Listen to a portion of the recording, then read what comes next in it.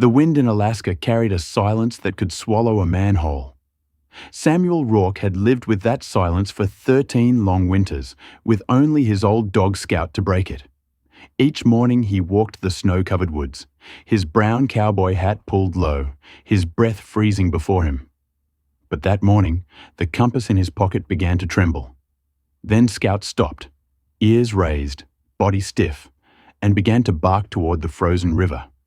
Samuel followed, rifle in hand, his silver-grey hair catching the pale light. The ice looked solid, untouched. Yet beneath its glassy surface, something shifted. And then, through the silence, Samuel heard a voice call his name, from under the ice. He dropped to his knees, staring down, his reflection merging with something human trapped below. That was the moment the past he had buried began to rise again. The morning sun hung low above the Montana mountains, its pale light spilling weakly through a curtain of snow-laden pines. The world seemed carved from silence.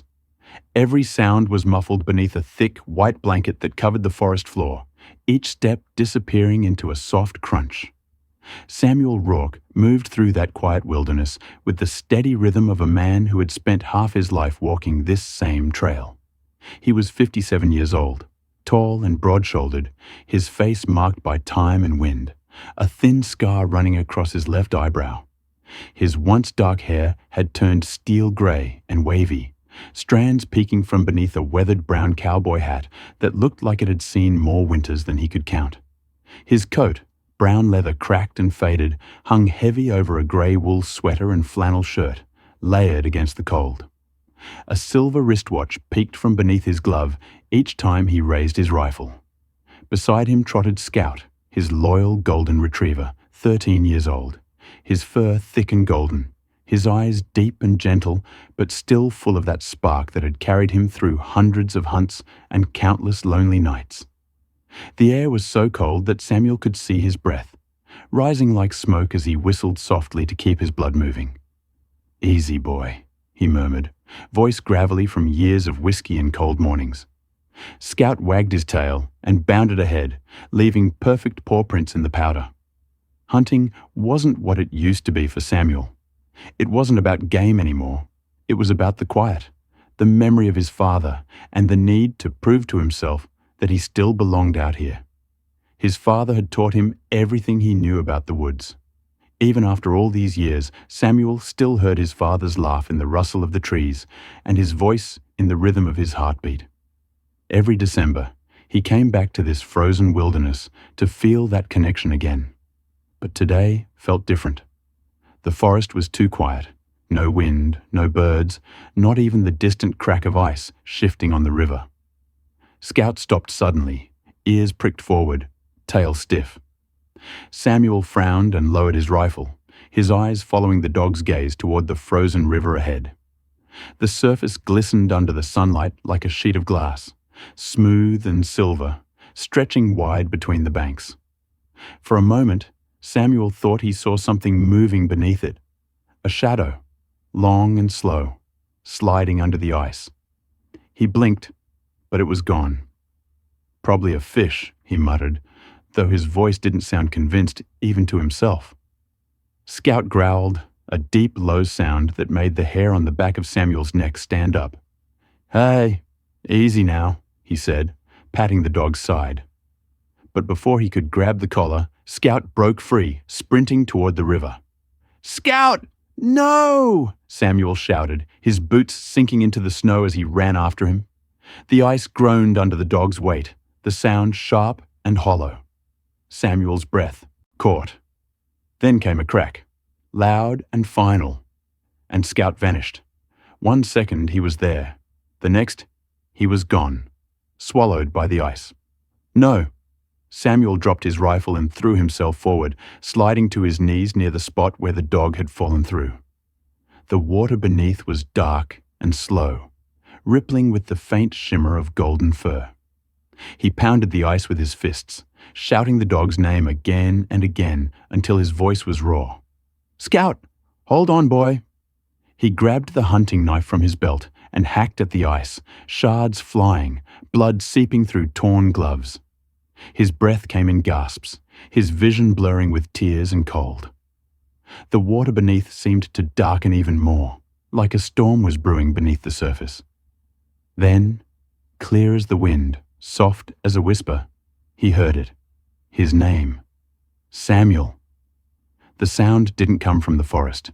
It came from below, from under the ice, deep and distant, like someone was trapped down there calling to him. He froze, the knife trembling in his hand. "What the—" he whispered.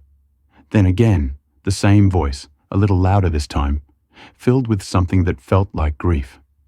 "Samuel." His heart pounded so hard it hurt. He leaned closer, breath fogging over the ice. His reflection wavered, and for a heartbeat, another face looked back at him, pale, sunken and familiar. His father's. Samuel stumbled back in shock, the whisper fading into silence, leaving only the endless quiet of the forest. The wind picked up at last, carrying snow across the river, erasing the hole where Scout had fallen. The man in the cowboy hat stood motionless, his shadow long across the snow, and for the first time in years he felt truly afraid of this land he once called home.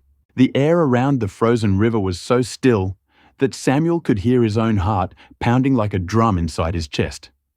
His breath came in sharp clouds as he knelt over the shattered ice, clutching Scout's wet fur against him. The old cowboy hat on his head was rimmed with frost, and his grey hair clung to his forehead in soaked curls.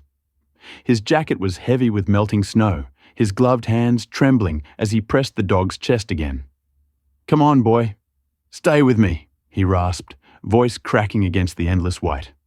A soft cough came from Scout's throat, and then a whimper. Relief washed over Samuel so suddenly that his knees nearly buckled. "That's it. That's my boy," he whispered, hugging the dog close. His breath fogged between them, forming a small cloud that drifted upward into the silent sky. But that silence, it wasn't right. The forest, the wind, even the river beneath them, it all felt too quiet, as if the world itself was holding its breath. Then, faint and distant, it came again. "Samuel."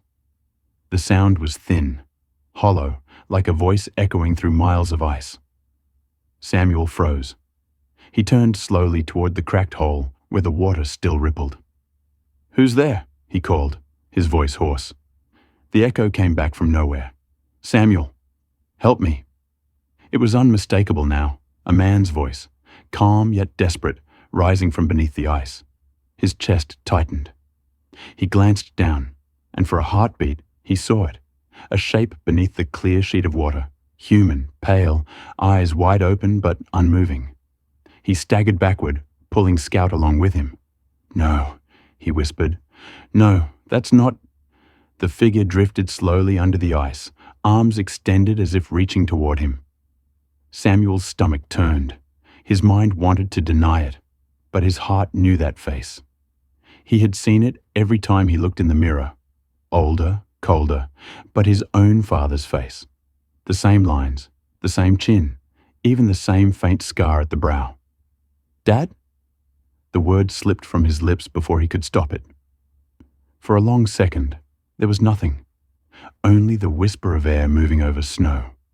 Then the voice came again, so close it felt like it brushed against his ear. "Samuel, it's me." Samuel's throat went dry. He shook his head violently. "No, you're gone. You've been gone for 30 years. His breath came fast, fogging his vision. Scout pressed against him, whimpering low, his fur bristled. The dog stared at the ice, growling softly, as if he could see something his master could not. The surface shimmered faintly, and Samuel thought he saw movement again, fingers pressing upward from below, distorting the ice. Panic surged through him. He scooped Scout into his arms, staggering back toward the riverbank, slipping and catching himself on a branch jutting from the snow. "Stay away from me," he shouted into the emptiness. His own voice echoed, sharp and strange in the frozen air. But the whisper didn't stop. It followed him, quieter now, mournful. "Samuel, you left me." The weight of those words struck deeper than the cold ever could. His breath shook, and he turned back toward the river, chest heaving. The figure beneath the ice was gone. Only darkness remained, deep and shifting. Samuel's reflection stared back at him, warped and trembling, and for an instant another face flickered beside his father's again, whispering through memory and ice. The cowboy took a step back, gripping his rifle tightly, though it did nothing to still his fear. He looked down at Scout, who trembled but refused to look away from the frozen water. "We're leaving," Samuel said through clenched teeth, voice low. He turned toward the tree line, trudging through the snow that came nearly to his knees. The forest swallowed the sound of his boots, but halfway across the clearing, he stopped. The wind had started again, soft, slow, and with it came the sound of movement behind him. He turned just enough to see it, the cracked hole in the ice slowly sealing itself, frost crawling across the surface like a living thing. And from deep below, one last whisper rose, faint and cold enough to chill his bones. "You can't leave. Not again." Samuel's eyes widened. He grabbed Scout's collar and kept walking, his boots crunching faster through the snow. The forest loomed ahead, dark and endless, but he didn't look back. The sound faded into the distance, yet the feeling lingered. The certainty that the voice beneath the ice was not finished with him. By the time Samuel and Scout reached the foot of the hill, the light was beginning to fade into that pale gold that came before evening in the Montana winter. The cold had bitten deep into Samuel's bones, and every exhale came out like smoke from a dying fire. His brown cowboy hat was dusted with frost, his silver-gray hair damp with melted snow that froze again in the wind. His brown leather jacket felt heavy, stiff with ice, and the red flannel beneath clung to his back. Scout limped slightly beside him, his golden fur matted and stiff, but the dog's eyes stayed sharp and watchful. The climb back to the cabin was slow. Samuel's boots sank deep into the snow, and the sound of the crunch underfoot was the only thing that told him he was still moving. The forest behind them had gone quiet again, too quiet. Every now and then, Samuel swore he could hear something faint behind him. The crack of ice, the whisper of a voice just barely lost to the wind. But each time he turned, there was nothing. The trail twisted between the pines until, finally, the cabin appeared through the mist. His father's old hunting cabin, built from dark pine logs and stone. The chimney leaned a little to one side, but the thin line of smoke rising told him the fire he'd left smoldering was still alive. "Almost there, boy," Samuel murmured, his voice hoarse. Scout gave a small bark, tail wagging weakly. The old wooden porch groaned beneath Samuel's boots as he pushed open the door. Inside, the air smelled of pine, leather, and a trace of whiskey. He set Scout down near the fireplace, pulling an old blanket from the chair and wrapping it around the dog. The golden retriever sighed, curling up close to the warmth. Samuel knelt beside him, brushing snow from his fur. "You're all right now," he whispered, though his own voice trembled. His hands shook, not from the cold, but from the memory of what he'd seen beneath the ice. He could still hear it, that voice, that impossible voice. "Samuel." He swallowed hard, pouring himself a small shot of whiskey from the bottle on the table. The firelight flickered across his scarred face, catching the gleam of his silver wristwatch. For a while, he just sat there, staring into the flames, the sound of the wind whispering faintly through the window cracks. Then Scout's ears twitched. The dog lifted his head and stared at the door. His body went tense, fur along his spine standing. Samuel frowned. "What is it, boy?" Scout gave a low growl. The sound was deep and uncertain. Samuel stood, setting the glass down on the table. He grabbed his rifle and stepped toward the window. Outside, the snow drifted softly through the last of the daylight. Nothing moved. No animals. No wind. But then, there it was. A faint trail of footprints leading from the edge of the forest toward the cabin. They were half covered in new snow, small, narrow, like a man's, but barefoot. Samuel's breath caught. He turned toward Scout, who was now standing, staring at the door, tail rigid. Easy, Samuel whispered. He slowly unlatched the window, listening. The forest was whispering again. Not with wind, but with something softer. It almost sounded like humming. A tune he knew. His father's old hunting song. The one they used to sing around this very fire. His hands tightened on the rifle. The song faded, replaced by a soft knock on the cabin door. 3 slow taps. Samuel's blood ran cold. The sound wasn't angry or violent. It was gentle, patient, like someone just waiting to be let in. He stared at the handle, chest rising and falling with shallow breaths. Scout growled again, standing between him and the door, golden fur bristling in the firelight. Samuel whispered, "There's no one out there." Another 3 knocks. Louder this time. His heart pounded so hard he thought it might shake the walls. He lifted the rifle and approached, every creak of the floor echoing like thunder in the stillness. His reflection flickered in the small glass window of the door. His brown cowboy hat, his scarred face, his grey eyes shadowed by fear.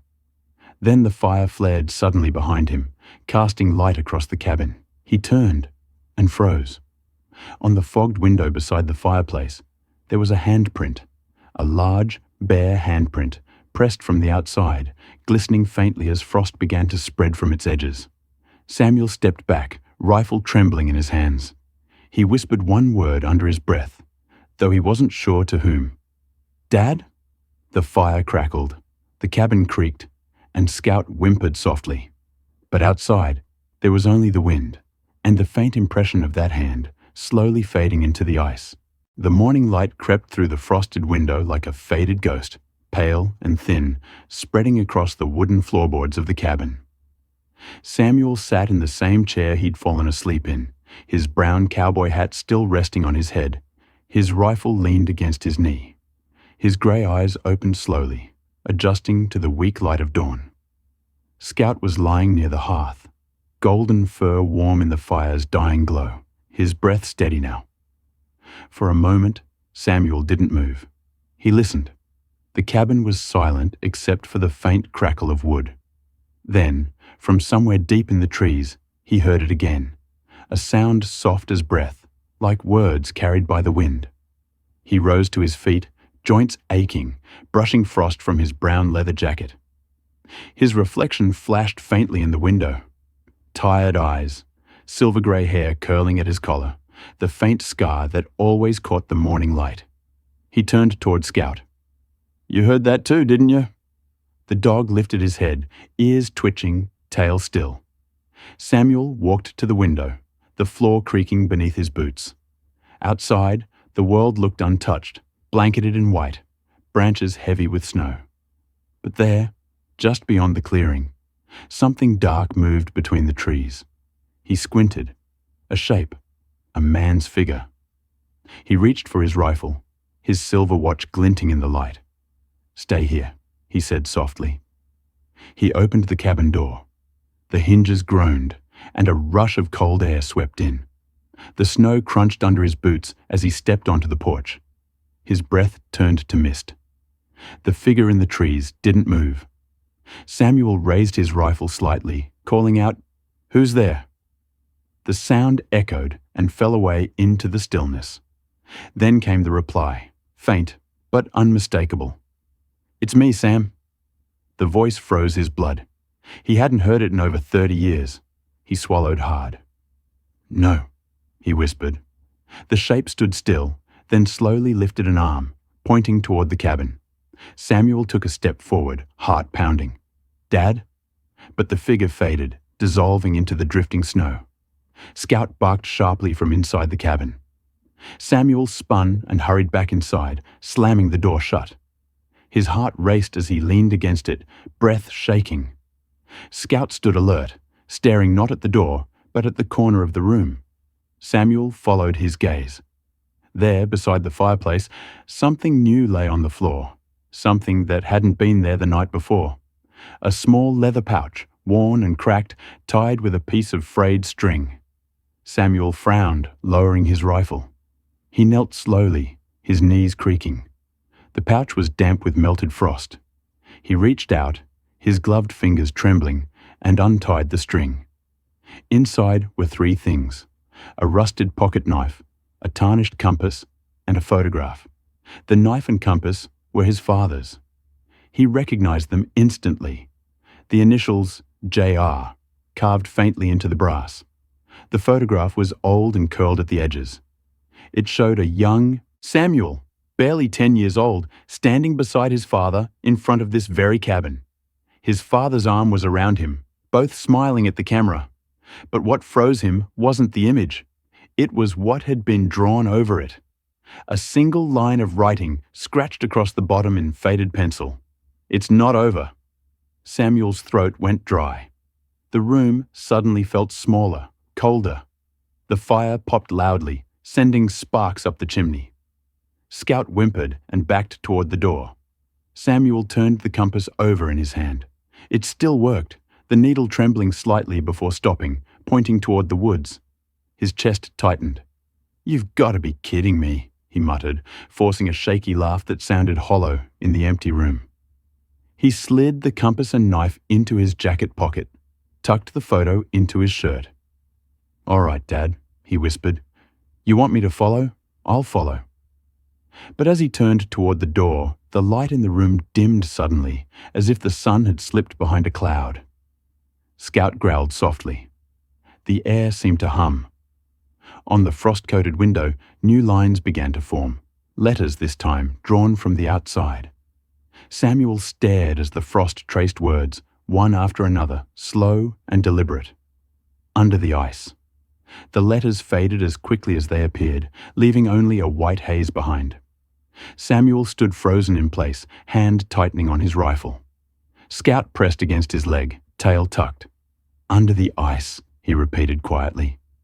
The fire flickered once, then steadied again. The whisper came one last time, faint but clear, threading through the walls like breath. "Come find me." The morning broke colder than any before.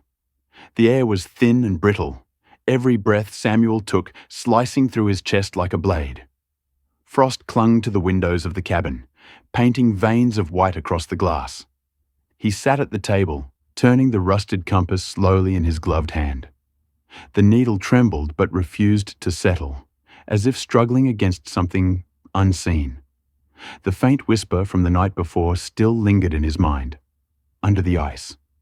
His grey eyes flicked toward Scout, who stood near the door, tail stiff, staring out at the pale world beyond the frosted window. "All right, boy," Samuel muttered, slipping the compass into his jacket pocket. "Let's go see what this means." He adjusted his brown cowboy hat, its edges stiff with frost, and pulled his coat tighter around his frame. The silver wristwatch on his left wrist caught a glint of cold sunlight as he shouldered his rifle. When he opened the door, a rush of icy air poured into the cabin, sweeping out the last bit of warmth. Scout pushed forward first, paws sinking into the snow with soft crunches. The forest was silent, except for the whisper of wind across the frozen branches. Samuel followed the compass's quivering needle, his boots leaving deep tracks behind him. The trail wound between tall pines until it led him back to the river, the same one where the voice had called his name days before. The ice stretched before him like a mirror, smooth and clouded, with faint cracks twisting across its surface. Samuel stopped at the edge, breath fogging before him. The compass needle now spun wildly, faster than before. "What do you want me to see?" he murmured. Scout sniffed the air, then barked sharply, paws skidding forward onto the ice. Samuel's heart jumped. "Easy, boy." He stepped carefully, each movement deliberate. The ice groaned under his boots, a deep, echoing sound that sent chills up his spine. Scout stopped, head lowered, nose pressed to the surface. Samuel followed his gaze and froze. Beneath the cloudy layer of ice, something dark lay still, caught in the frozen current. He knelt, his gloved hand brushing away the frost. At first, it was just a shadow. Then the sunlight shifted, and the shape became clear. A man's body, face turned upward, eyes open. But it wasn't the frozen corpse that made Samuel's breath stop. It was the coat. A brown leather jacket, A grey wool sweater, a red flannel shirt, exactly like his own. He stared, heart hammering, mind reeling. "No," he whispered. His reflection shimmered on the ice beside the frozen man's face, and for one horrifying moment, he couldn't tell which was which. The whisper came again, low and close this time, as though it seeped from the cracks beneath him. "You left me, Sam." Samuel jerked back, slipping to one knee. "No, you're not real," he shouted, voice breaking. The ice groaned louder, cracking near his boots. Scout barked furiously, circling back toward the shore, tail tucked. Samuel crawled back a few feet, but something beneath the ice moved, slowly, deliberately. The face turned. Eyes that had been frozen open now blinked once, and the mouth twitched, whispering words that carried through the ice itself. "Find what you buried." The wind picked up, howling across the valley. Samuel's hat nearly blew off as he scrambled to his feet, clutching the rifle tight. He backed toward the shore, each step punctuated by sharp cracks beneath him. Scout barked again, calling him back to solid ground. Finally, Samuel leapt the last few feet, landing hard on the snow-covered bank. He turned and stared as the frozen shape beneath the ice faded into the shifting light, disappearing as if it had never been there. For a long moment, he could only hear the sound of his own breathing. Then, faintly, the compass in his pocket began to rattle. He pulled it out. The needle now pointed not north, but directly toward the old pine ridge beyond the river. Etched faintly into the brass case, words had appeared where there had been none before. "Below what you remember." Samuel's jaw tightened. He looked down at Scout, whose fur rippled in the wind, golden and shining in the pale light. "Looks like we're not done yet, partner," he said quietly.